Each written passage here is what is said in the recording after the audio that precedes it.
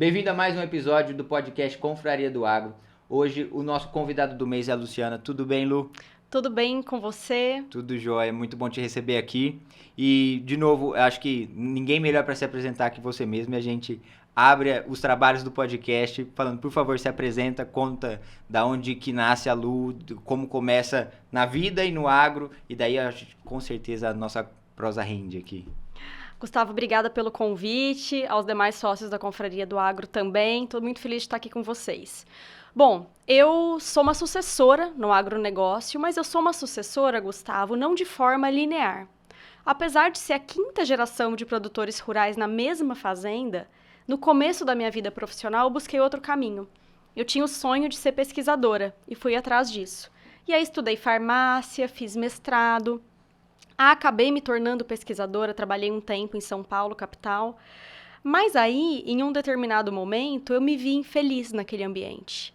Não sei explicar ao certo o que aconteceu, mas foi meio que do dia para a noite que eu comecei a pensar na possibilidade de voltar para o interior, que é justamente onde fica, né, as minhas raízes, a raiz agro e a raiz ali da minha família.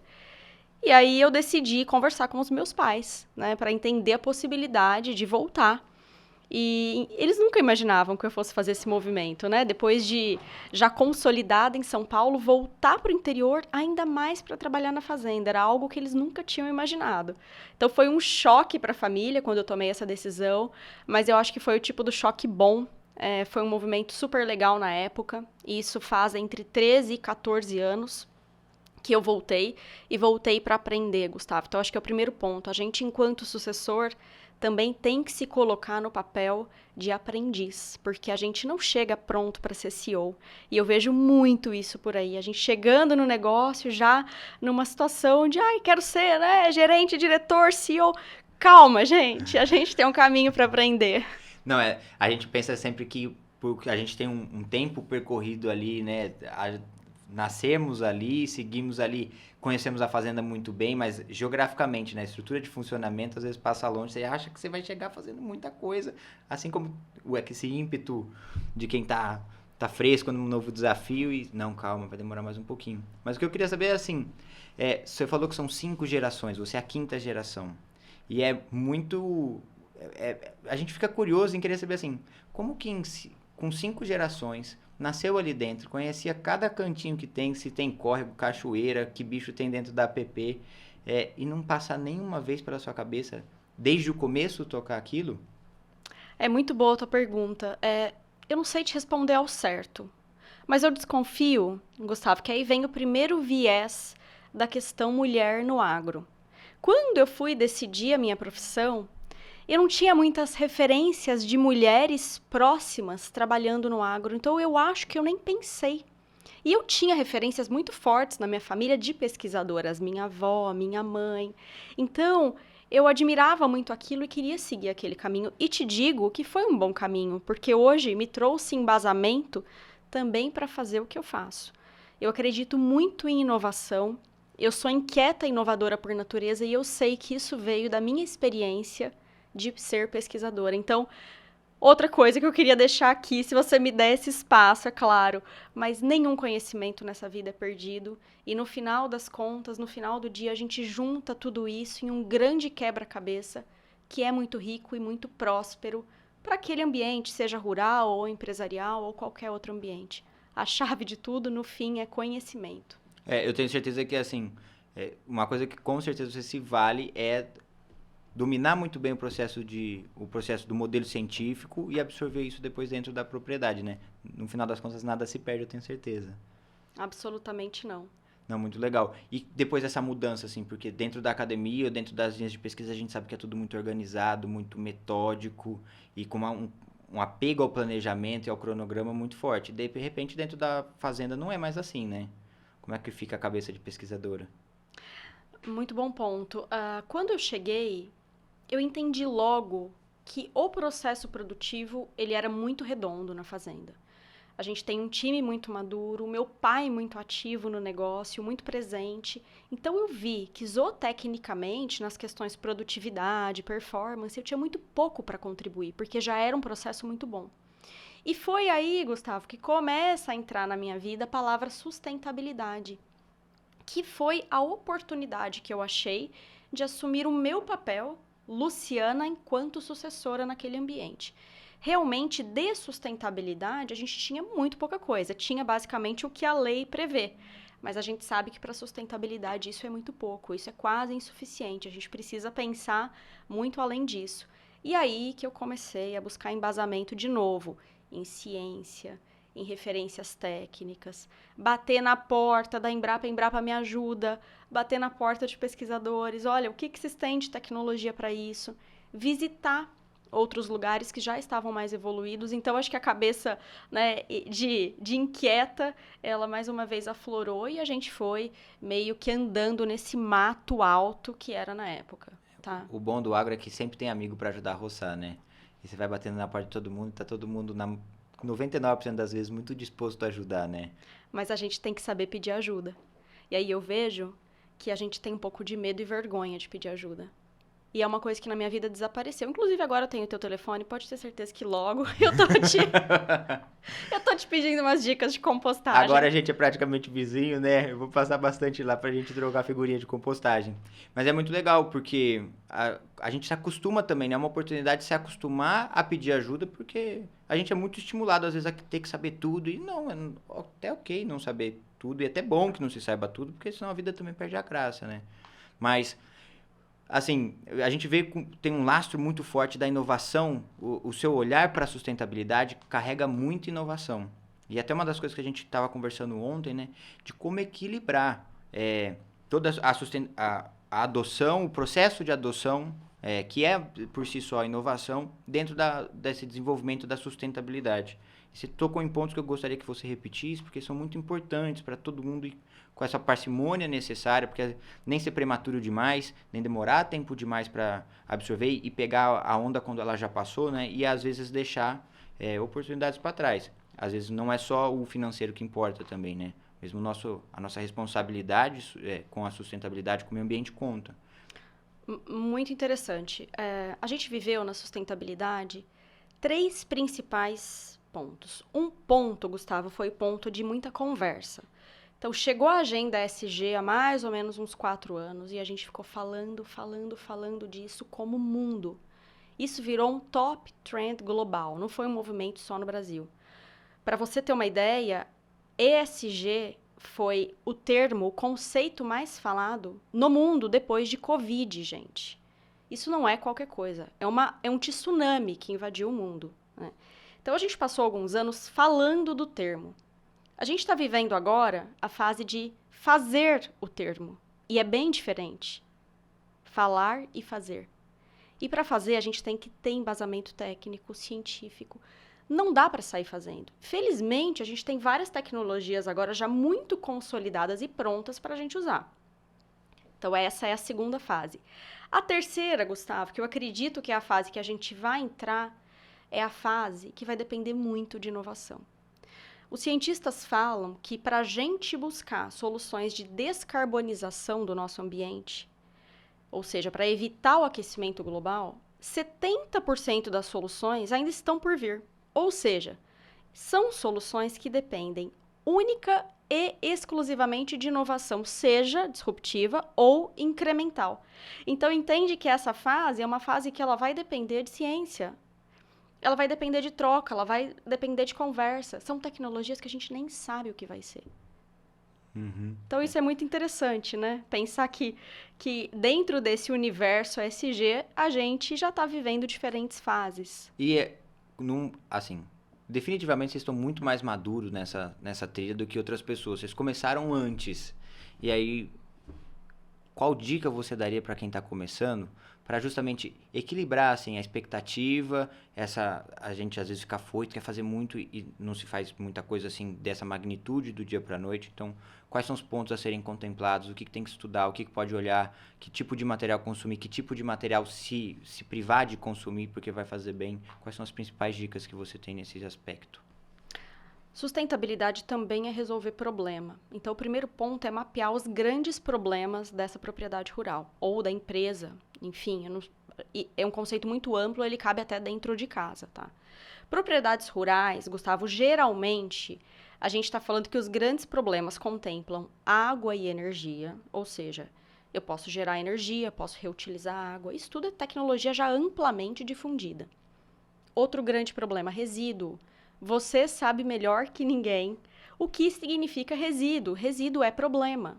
Só que se a gente traz tecnologia, traz bons processos de compostagem, isso torna-se um presente para a propriedade. Então, de um grande problema, de um grande lixo complexo, a gente ganha, depois de um processo de compostagem, um adubo orgânico riquíssimo para a gente usar lá ou vender. Se tem coisa mais incrível no universo, Gustavo, eu não conhecia ainda. Nem eu. Eu sou suspeito para falar, mas também não acho que tenha. Quando chega visita na fazenda, assim, a área de compostagem é a última, né, que a gente visita, mas é a que eu fico mais ansiosa, porque eu tenho um orgulho daquilo, sabe? De ver que daquele resíduo pesado, né, mortalidade, cama de frango, depois a gente consegue ter uma matéria ali quase cheirosa no final, né, com um odor agradável, então até me emociona porque é algo que eu tenho muito orgulho e eu sei como a gente lutou também para conseguir levar esses processos, porque quando a gente fala de sustentabilidade, tem o lado difícil também, que é a dificuldade de implantação, são os investimentos altos, tem todo o lance de estereótipo, nossa, gosta de sustentabilidade, gosta de abraçar árvore. Não, gente, eu gosto de ciência, a gente trabalha com projeto, entende? Abraçar árvore a gente abraça às vezes também. Depende, né? Depende. Tem umas que a gente é irresistível. Aí Mas existe. eu brinco sempre que a compostagem é um negócio muito bom, porque vamos restaurar uma app de uma maneira muito bem feita, vai demorar 10, 15 anos para o nosso olho ser capaz de ver esse salto de transformação. E a compostagem é um negócio muito legal, porque a gente vê o poder da natureza agindo com tanta força que em 45 dias, às vezes menos, a gente sai do monte de dejeto, de coisa com um aspecto e um odor negativo e transforma de novo. Não só num adubo, um adubo cheiroso. Eu acho cheiroso, não acho só odor agradável, eu acho cheiroso. Então, e eu gosto muito, falo sempre, compostagem é um negócio muito bom para te ajudar a ver o poder da natureza, da transformação e te manter firme, né, em projetos que vão demorar mais tempo, porque a gente também fica só em projetos muito longos, a gente tende a desanimar, né? Exato. E aí a gente tem essas pequenas coisas que vão mudando, é a instalação de uma energia solar, é a compostagem ali aplicada, a gente começar a reutilizar a água, são coisas mais fáceis e poxa, faz 4 anos, 5 anos que você está usando aqui, você fala, caramba, quanta coisa já você fez. E se paga, né? Sem contar. Então, você pediu dica. Eu acho que a dica é começar por projetos que tenham uma boa viabilidade. Um grande exemplo disso é a energia solar. A energia solar, a gente está falando de um payback médio entre 4 e 5 anos. Gente, é um baita retorno, né? Então, eu acho que uma coisa interessante é também olhar as taxas de retorno e o impacto, né, positivo naquele ambiente. Porque a gente tem que parar de olhar, Gustavo, as nossas terras como recorte de terras isolados do universo. Na verdade, a gente está falando de grandes ecossistemas e que a gente tem atividades produtivas dentro desse ecossistema. Então, é algo muito complexo. O impacto das nossas ações tem que ser muito medidos e muito avaliados, né? Então, eu acho que a sustentabilidade é isso, a gente entender aquilo como um ecossistema, ter um olhar holístico e sistêmico, e aí começar a traçar essa jornada de ações que vai ser o grande retrato da jornada ESG dessa propriedade. Com certeza, mas assim, agora eu vou pedindo mais dicas, né? Porque como a gente dá a manutenção correta para essa autorresponsabilidade sobre aquele ecossistema. Porque às vezes a gente vai... a gente acorda um dia, sei lá, vê uma foto pelo satélite no Google Earth e fala, puxa, olha como minha fazenda está inserida num ambiente muito maior. Mas depois a gente volta para a nossa realidade, que só enxerga um pedacinho do recorte, você vai se travando naquele recorte se não fizer nenhum exercício. Como lembrar todos os dias e se manter perseverante nessa mentalidade de que eu sou uma parte de um ecossistema muito maior, eu tenho que contribuir para a manutenção disso.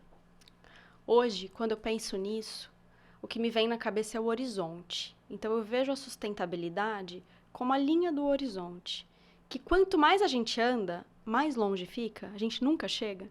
Eu acho que é isso, é uma caminhada. Não quer dizer que enquanto a gente caminha, a gente não vai tendo ganhos, mas é uma caminhada que não para. É algo contínuo, é algo dinâmico e fluido. Hoje, por exemplo, Gustavo, a gente está falando Qual que é o grande movimento mundial do ESG neste momento? Que dia que é hoje? Hoje é dia 17 de fevereiro, que a gente está gravando, de 2023. Eu te digo tranquilamente que o grande movimento de sustentabilidade no mundo é referente às mudanças climáticas, hoje. Se a gente olha no Brasil, clima, está se falando muito também por pressão internacional, e governança, porque a gente acabou de passar por uma série de movimentos de mercado que nos mostraram que alguns sistemas de governança corporativa ainda podem ser frágeis. Mas você entende como é um movimento fluido? Se a gente estivesse conversando sobre sustentabilidade há 4 meses, a gente já está falando que o grande movimento era a crise energética na Europa. Hoje a gente já está falando de outra coisa. Então, a gente tem que imaginar a sustentabilidade como um mobile, né? Hoje está pendendo mais para cá, amanhã vai estar para lá. Então, a gente tem que estar muito ligado. Entender que não é estanque. Nossa, sustentabilidade é isso. E eu vou fazer isso. Não. Hoje, lá na fazenda, talvez o nosso maior desafio seja olhar, por exemplo, como deixar aquele ambiente um ambiente legal para as pessoas quererem morar. Isso também é sustentabilidade. Se a gente estivesse conversando há 5 anos atrás, eu ia te falar, Gustavo, hoje o que eu tenho que olhar para a fazenda é água. Tá faltando água, cara. Então, entende? É uma questão de dia. A agenda é fluida, tá? É bom também estar antenado até para... Como muda muito rápido, às vezes o tema global muda mais rápido que a agenda da nossa própria fazenda, né?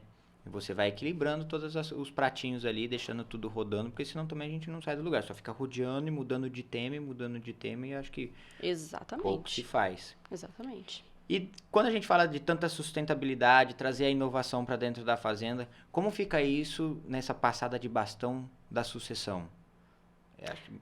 Esse é um tema muito interessante. Ninguém passou por isso sem desafio, né? Impossível. Nessa agenda de sustentabilidade, eu e meu pai, a gente se manteve muito alinhado. Os projetos, eles foram realmente idealizados por mim, mas eles foram executados a 4 mãos. Na verdade, a mais mãos, porque o time de gerente da fazenda também comprou muito a ideia. Hoje, Gustavo, é muito interessante que, se você for na fazenda, você vai ver umas culturas que foram criadas lá, pelo time mesmo. Então, assim, tem a área de reciclagem de materiais. Então, nada se perde lá. Né? Vai tirando coisa já depreciada, que já está em um estado de depreciação, isso fica guardado. E se a gente tem que construir alguma coisa, a primeira coisa que o time faz é ir lá, ver se dá para aproveitar alguma coisa. Legal. Então, a gente não compra escadinha, cerca, mureta, alambrado, tudo isso é reaproveitado. Aí você vai falar, nossa, Luciana, isso tá num guideline de sustentabilidade? Não, foi algo que, cara, foi natural que surgiu. É cultural mesmo da empresa, né? É cultural da empresa. Então, nisso, é algo que rolou muito bem na fazenda. Eu te digo que eu e meu pai, a gente teve alguns desafios quando eu comecei a ter ideias de novos negócios. E aí, para ele, foi meio estranho. Porque, realmente, a gente tinha ideia de coisa muito nova. Então, assim, olha, a gente quer começar com uma operação 100% orgânica aqui dentro da fazenda, de mini vegetais, mini folhas, flores comestíveis. E aí, pro meu pai, foi um choque, sabe? Sair, né, das grandes culturas, das commodities. E então, foi um processo explicar para ele que, pai, não é que a gente vai sair. A gente quer diversificar, né? A gente aprendeu isso com você. Que aqui sempre foi uma fazenda de multiculturas. Lá nunca foi uma cultura só na fazenda. E a gente quer trazer coisa diferente, que a gente tá vendo que tá usando fora, tal. Mas aí, Gustavo, foi um choque geracional, tá? Foi um choque geracional. Agora, a adoção de tecnologia nos negócios dele, idealizados por ele é super aberto também. É muito legal isso. Se a gente falar, pai, ó, tá usando pesar frango agora por câmera, por algoritmo. Esquece balança, esquece. É câmera, inteligência artificial. Ele fala, bora lá. Vamos, é caro, mas vamos, vale a pena, vamos tentar. Então, ele tem uma cabeça muito aberta para implementação de tecnologia nos negócios que ele já tinha. Mas para novos negócios, eu não vou dizer que é resistência. É um desafio por choque de geração, tá? Eu tenho certeza que você entregou, assim, equilibrou tudo isso, entregando resultado dentro da fazenda e falando, olha, aqui o que eu tô fazendo não mudou nada, tá tudo entregue, então eu posso me dedicar. Mas conta um pouquinho pra gente assim, são vários empreendimentos, você falou de um, mas eu sei que são mais. Então, conta pra gente como é que assim, como que nascem todos esses empreendimentos, como é que é esse espírito inquieto que não conseguiu ficar só na fazenda, e como é a rotina de se equilibrar nisso, porque tenho certeza que é a dúvida de muitas pessoas aqui, que fala, poxa, às vezes eu tenho um desafio profissional sólido, mas eu queria fazer mais, ou talvez, não sei se eu não gostaria de experimentar, começar com uma coisa pequena e ter que equilibrar o tempo. Então, são baby steps, né? Passinhos pequenininhos que você vai testando, mas hoje você já está profissional nisso aí, pode contar pra gente como é que faz. Eu acho que pra gente tentar coisa nova, a gente tem que setar a cabeça no modelo de startup. E o que que é isso? É começar começando. Nossa, eu vou validar um negócio aqui dentro da fazenda. Eu vou contratar 10 pessoas, montar uma nova empresa, marketing. Não. A gente começa começando. Então, é uma coisa nossa de validar a nossa própria ideia. E aí eu vou te dar o exemplo da República do Jardim, que é essa empresa eu digo que é uma empresa de food design, porque hoje a gente produz flores comestíveis e microverdes. Mas amanhã, se usar uma areinha, um pedacinho de pau no prato, a gente vai se adequar para esse movimento, né? Então, a gente começou, cara, com vendendo a ideia para os clientes, validando, num exercício puro de inovação. Então, a gente ia nos restaurantes, apresentava aquilo, falava, vocês comprariam se tivesse aqui? Sim, a gente compraria. Então, bora plantar, entende? Então, não foi ao contrário, não, eu vou montar estufas caras e depois... Não, foi devagar.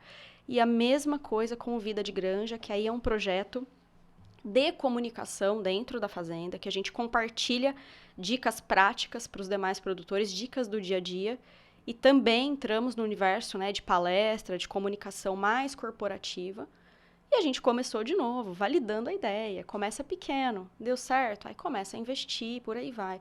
Então, eu acredito que startup é isso, tá? É a gente começar começando, validando a ideia, e aí se dá certo, aí sim a gente dá o giro de investimento e bota para rodar. Tem hora que eu passo por uma situação um pouco parecida, né? A gente estava até conversando mais cedo, mas tem hora que eu acho que, assim, de quem a gente está comprometido a suceder, tem um pouco de ciúmes também, dividir um pouco. Poxa, eu estou me dedicando aqui o tempo inteiro e, de repente, ele não está mais ali, ele faz outra coisa também, e rola um ciúminho, assim, não é a dúvida da incapacidade ou de que vai faltar seu tempo, é só um ciúme. Poxa, tinha que estar se dedicando a mim.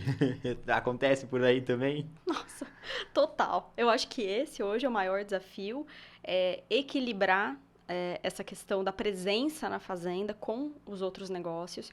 E aí, Gustavo, foi muito bom que você trouxe isso para a mesa, porque a gente vê que uma característica da nossa geração é uma geração que quer trabalhar no agro, mas não é como o fazendeiro tradicional que vive ali na fazenda, né? Hoje a gente não precisa viver ali na fazenda, tá ali todo dia, a gente tem tecnologia para, no nosso caso, olhar como os galpões estão de forma remota, né? Ter a chance, a sorte de ter times maravilhosos que ficam lá e a gente consegue tocar esses outros negócios.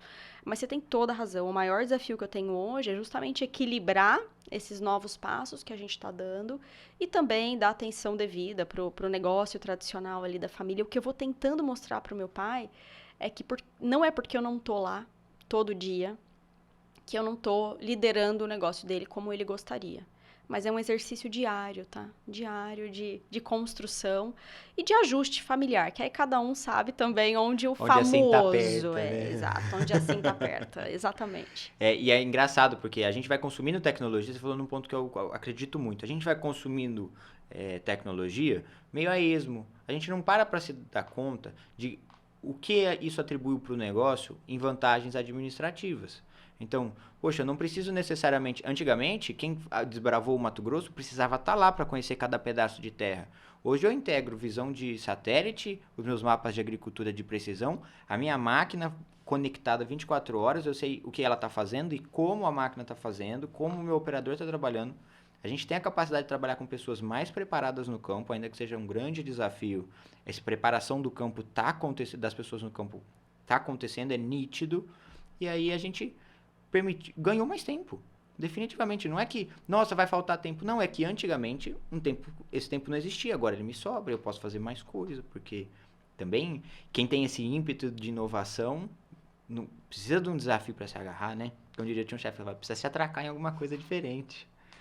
É muito bom esse ponto que você levantou, Gustavo, que é a tecnologia como uma grande aliada, né, dos nossos negócios. E aí eu vejo três principais pontos. Um é isso que você falou, a gestão remota.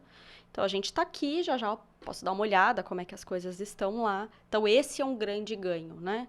O segundo grande ganho é a produtividade. Sem sombra de dúvidas, com os recursos tecnológicos que a gente tem hoje, de agricultura de precisão, de avicultura de decisão, a gente nem fala mais precisão, a gente fala decisão, porque traz embasamento para a gente tomar as decisões corretas. Então, esse é um segundo grande ponto. E o terceiro, que eu acho que a gente fala muito pouco, e na minha opinião é o mais importante, que é melhora da qualidade de vida do operador.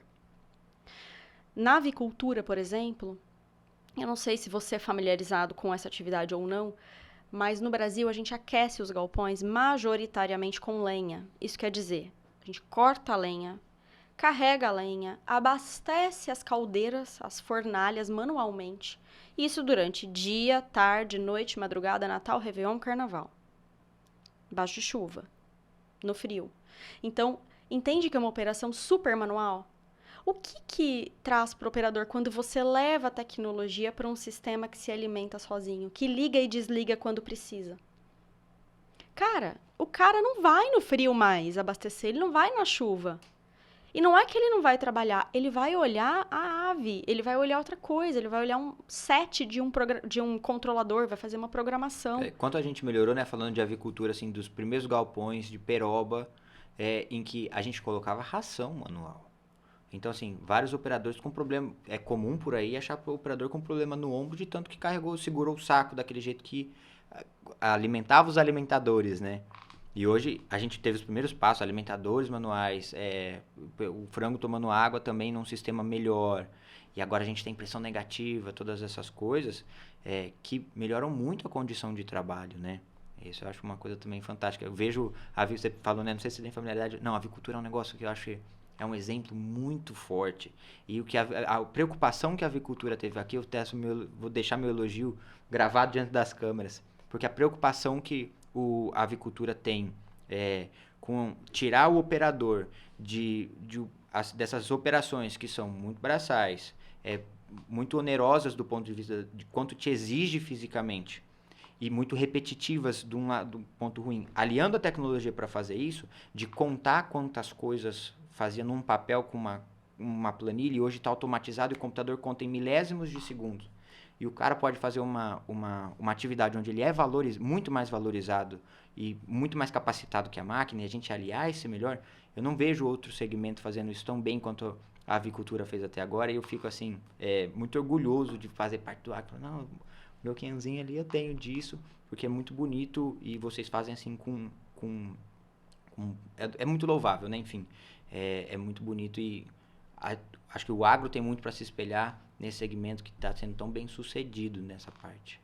A avicultura, ela teve um salto tecnológico muito importante. Hoje é um motivo de orgulho mesmo, assim, você tem razão. Como o Brasil, né? Como setor, a avicultura não perde para nenhum outro país do mundo, né? A gente tem uma posição no mundo muito estratégica enquanto avicultura.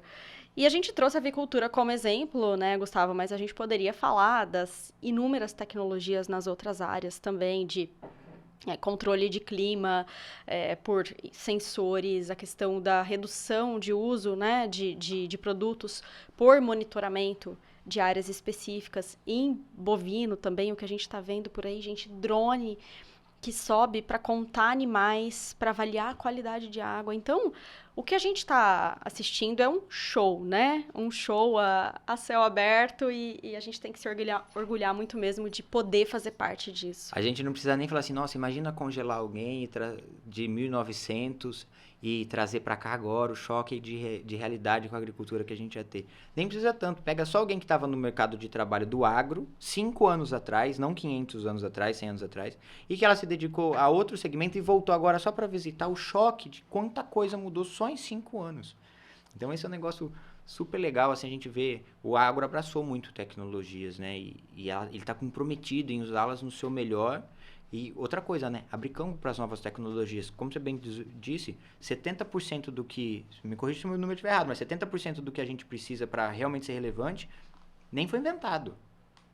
Mas vai depender de nós mesmos, o né? agro está comprometido em entregar isso com hubs de inovação, com linhas de fomento, campeonatos de ideia. Estava acompanhando um campeonato de ideia que aconteceu em Maracaju e, assim, a variedade de ideias que surgiram dali. E ideias boas, ideias que a gente facilmente fala, puxa, eu preciso disso mesmo. São dores que a gente tem quando está lá na ponta. E você fala, poxa, estão todas as ideias de coisas que ainda não tem solução. Cada ideia dessa pode muito bem virar uma empresa e eu viraria cliente dessa empresa. E todo mundo vendo isso fala, então, precisa dessa empresa, né? Vou investir. Tem espaço, o agricultor moderno, ele é moderno e ele está comprometido com tudo isso, né? É muito bacana. Exatamente. O produtor rural, ele vai também se colocar como um próprio agente de inovação. Porque muita coisa ele mesmo pode fomentar, né? O desenvolvimento, a construção, a validação dessas tecnologias. Eu acho que essa é a parte muito bonita da história, Gustavo, que a gente está assistindo, essa revolução tecnológica.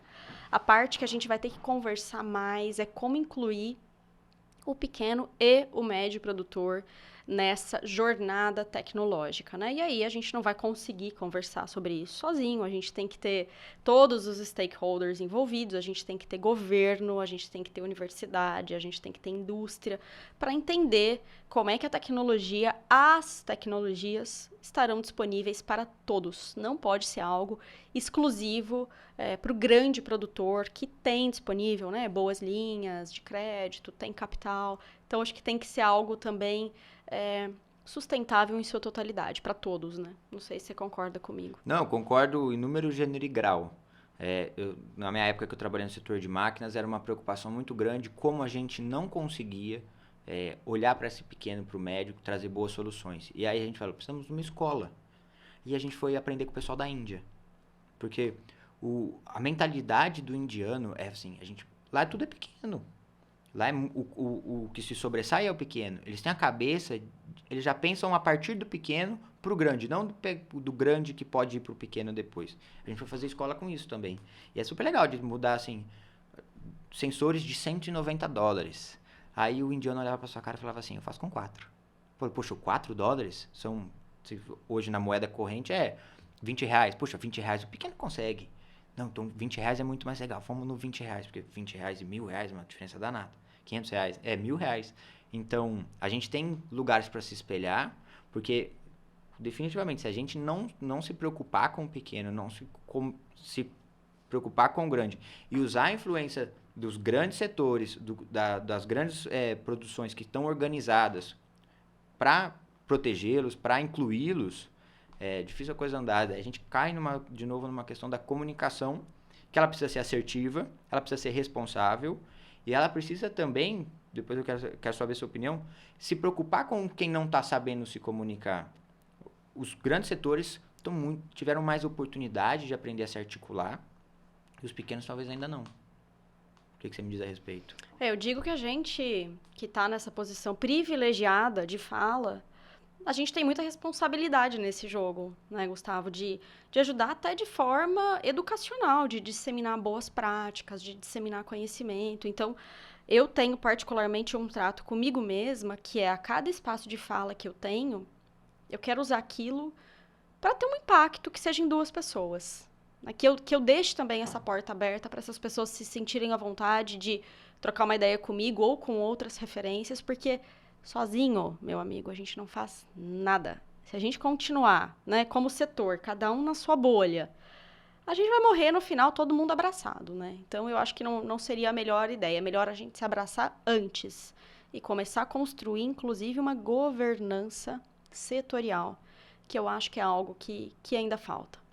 Por isso que um dos grandes motivos da gente levar a confraria, tirar a confraria do papel foi justamente isso. Poxa, a gente ganha quando a gente está organizado, a gente ganha quando a gente faz networking. E networking a gente vai conhecendo as pessoas, às vezes nem é um contato para ser usado agora, mas definitivamente conhecer ajuda para ser aproveitado no futuro.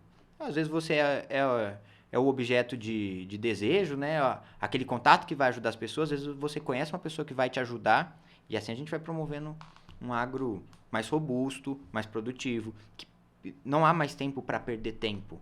Então, às vezes, as ideias agora, como a gente discutiu, são tudo muito rápido. 2, 3, 4 dias, uma semana, às vezes faz total diferença. E uma semana caçando alguém que pode conhecer uma pessoa. Quantos contatos a gente já trocou num café da manhã? Então, economiza muito tempo, né? Saber com quem... Não dá para saber tudo, mas conhecer quem sabe Faz ajuda diferença. demais. E aí a gente tem que estar comprometido que saber que a gente vai ser ajudado, com certeza, mas a gente também tem que ajudar.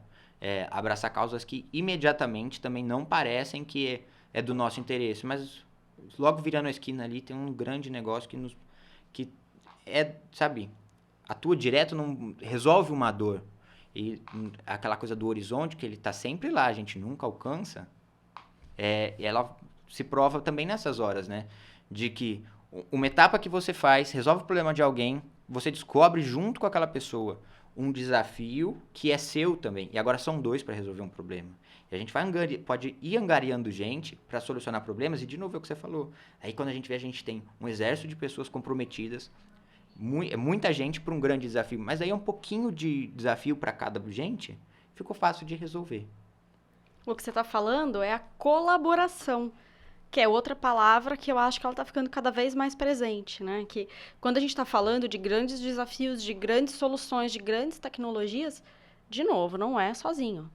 É numa rede, é com suporte, é com gente conversando junto. E aí eu acho que, enquanto estava falando, me veio a situação da confraria, né? Tudo que a gente viveu esses dias, de ter esse ambiente de troca, de conexão, e também me vem na cabeça a importância dos hubs, me vem na cabeça a importância das cooperativas, quanto que isso vai se tornando enorme na nossa vida, né? De poder trocar, partilhar. Então, acho que o que me veio na cabeça com a tua fala foi a colaboração. Que foi, Gustavo, o que nos trouxe como ser humano a habilidade de construir a sociedade que a gente construiu. Enquanto o ser humano vivia sozinho, cada um no seu canto, a gente não fez nada, né? A gente malemar conseguia caçar. A gente se estruturou como sociedade a partir da colaboração. Então, meus queridos amigos que nos escutam, que nos veem, gente, a gente precisa se unir de verdade, né? Sem essa questão de ego, minha produtividade é melhor, minha fazenda é melhor, gente. Todo mundo sabe que tem seus desafios que pode melhorar, Eu né? falei que esse ano eu vou fazer no meu Instagram o desafio a soja mais feia do Brasil. Porque tá uma coisa muito estranha, que todo mundo só posta foto em lavoura de 120 sacas e a média do Brasil é 54. Cadê Então, esse povo, isso Gustavo? está criando uma dissonância estranha. Então, eu vou criar um espaço democrático para todo mundo mostrar lavoura feia e a gente começar a adequar o que está aparecendo no Instagram e o que nós estamos produzindo de fato. Então, esse ano, lá para setembro, outubro, eu lanço o desafio a soja mais feia do Brasil e nós vamos ampliar e democratizar que, olha, temos problemas e vamos juntos resolver. Não é só o bonito que está aqui, de fato. O agro tem esse problema, esse desafio. Não é um problema, não. É um desafio de começar a falar, não, temos problemas. Porque a gente se abre para esses desafios, surge a colaboração. Porque às vezes é um problema, você é humilde para falar que tem um determinado problema, surge alguém disposto a ajudar, que já passou por isso, que consegue te auxiliar naquele negócio. E o poder desse cooperativismo é muito forte, né? E outra coisa, o tempo que demora às vezes pra gente amadurecer um negócio que começa hoje. As cooperativas no Brasil passaram por seus percalços ao longo de 30 anos que elas já são relevantes. Olha, 30 anos de relevância já dela. Elas passaram por seus grandes percalços e agora que elas estão na velocidade que elas gostariam de estar andando há 20 anos atrás. Mas demorou seu tempo. Então, quanto antes a gente começa com essa cabeça de a gente precisa começar num ambiente colaborativo, com um propósito claro e de todos, até que essa máquina engrena, vai um tempo. Então a gente precisa começar a andar o quanto antes. Para todos esses temas que a gente está vendo que é importante. Sem dúvida, entender que os negócios, eles têm os seus tempos de maturidade. E a gente está um pouco ansioso, né? Nossa, muito. Como ser humano, meio sem paciência, né? Sem entender que as coisas têm esse ritmo de crescimento, de consolidação. Então, acho que um pouco de paciência também é bom para todo mundo. Grandes obras se fazem ao longo de tempo, né? Então não adianta também a gente achar que vai revolucionar o mundo de hoje para amanhã, antes do carnaval, que é em algumas horas, que não vai acontecer. A Muralha da China é uma obra relevante. Demorou 3 gerações para ser feita. Então, 3 dinastias. Então, a gente tem que ter essa mentalidade do longo prazo, que não é de hoje para amanhã que eu vou fazer tudo que eu quero. Às vezes, para fazer tudo que você quer, você dedica uma vida. E você encerra essa passagem por aqui, faltando uns 2, 3 negocinhos ainda, né? Opa! Então, tem que ter calma também. E é mais um pratinho pra gente estar comprometido em equilibrar, né? E para ir longe, a gente vai ter que ir junto. Todos juntos. Senão não vai. Vai até rápido, mas não vai longe, não. E aí a gente se frustra, né? Porque, de novo, a gente não sabe tudo, mas quando a gente se alia com as pessoas que estão ao nosso redor, aí a gente tá mais preparado e pode encarar todos os desafios e ser bem sucedido neles, né? E com a sandalinha da humildade que você falou ontem, Sempre, né? que é bom para todo mundo, para todos nós. Lu, como já é tradição aqui, o pessoal que nos assiste espera que você deixe pra gente uma recomendação cultural. Pode ser livro, pode ser filme, pode ser qualquer coisa, mas preferência, né? Algo que realmente vai deixar a gente reflexivo, pensar e ajudar a gente nessa caminhada a ser melhor. Aí eu sei que você tem uma boa sugestão. Que legal. Com as falas que a gente construiu aqui hoje, eu acho que ficou, pelo menos para mim, como highlight a questão do cooperativismo, da colaboração, da sustentabilidade, que a gente também está falando de inclusão e diversidade quando a gente está falando de sustentabilidade. E aí me lembrei de um filme que se chama Coda, No Ritmo do Coração. Coda, de CODA. É um filme que, inclusive, ganhou Oscar. E ele conta a história de uma família de surdos, ou seja, de pessoas que têm muita dificuldade de ser incluída na sociedade. E eles eram também pescadores, então também trabalhavam com agro, no setor de aqua, e estavam com dificuldade de comercialização, e aí vem a história da colaboração. Não vou falar mais, já dei spoiler suficiente, mas, gente, assistam, porque realmente é incrível. Eu já tenho programação pro final da semana, então. Lu, muito obrigado. Eu acho que fica muita coisa pra gente conversar ainda. Quem teve ontem na confraria, quem tá assistindo o podcast hoje. Então, eu deixo aqui o convite para voltar quando quiser. As portas da confraria estão sempre abertas. Para você que tá nos vendo, siga a gente no Instagram, siga a gente no YouTube, siga a Lu também. O seu Instagram já deve ter passado aqui algumas vezes debaixo da tela. E até o mês que vem. Um abraço, tchau, tchau. Tchau, pessoal. Obrigada. Até a próxima. Obrigada, Gustavo. Adorei estar aqui com vocês hoje. Imagina, volte sempre que quiser. Obrigada.